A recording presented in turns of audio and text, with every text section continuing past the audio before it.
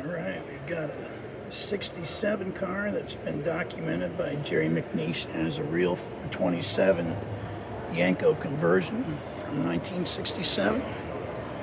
Pretty cool. And we are here in Rosemont.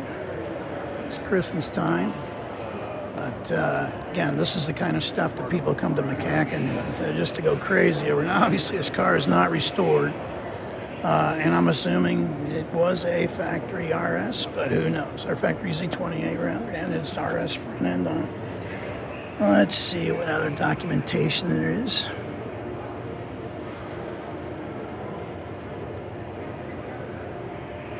Originally equipped with a 396. Went to Harrell's shop for an L72. 427 emblems and traction bars.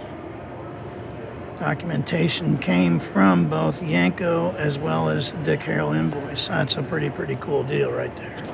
Again, paperwork is so critical on any of these cars. And again, this is, like I said, this is the stuff people dream of finding.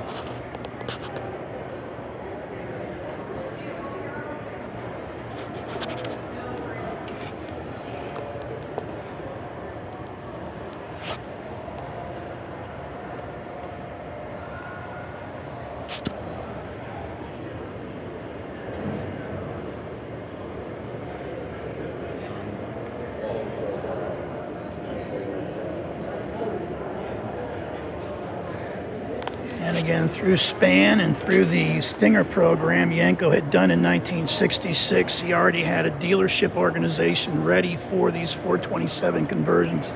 This is one of the reasons you don't see them all being delivered through the Yenko franchise. But again, based on what that paperwork was saying, it's a Harrell conversion with Yenko authorization. And again, paperwork is crucial on anything like this. And you can see it's... It might be a little dusty, but hey, at least it's still around. New flaps. YS 748.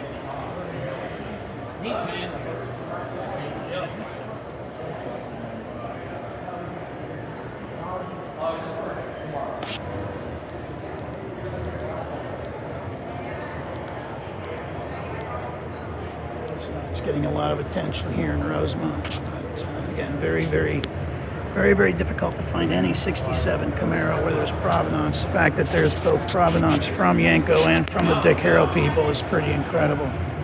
So we'll walk the Nutcracker line here. Let's take a look at this other modified Camaro.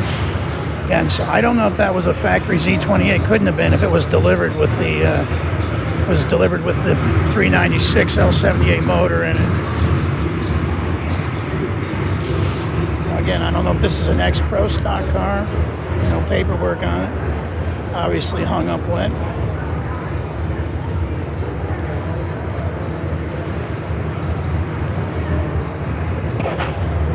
And the rust is free. Pretty nice though. And console 4-speed aftermarket tack. Looks like there's a tack in the dash. And of course that slow front tunnel ram hood scoop developed by John Bonham as part of the Chrysler Pro Stock program, but became very popular with all of the manufacturers because of its functionality. Eventually, of course, they put a snorkel end on the top of that to really separate that boundary level air from the rest of the car. But again, we are here at MCACN. You can see the bar is open, and again, these two Z28s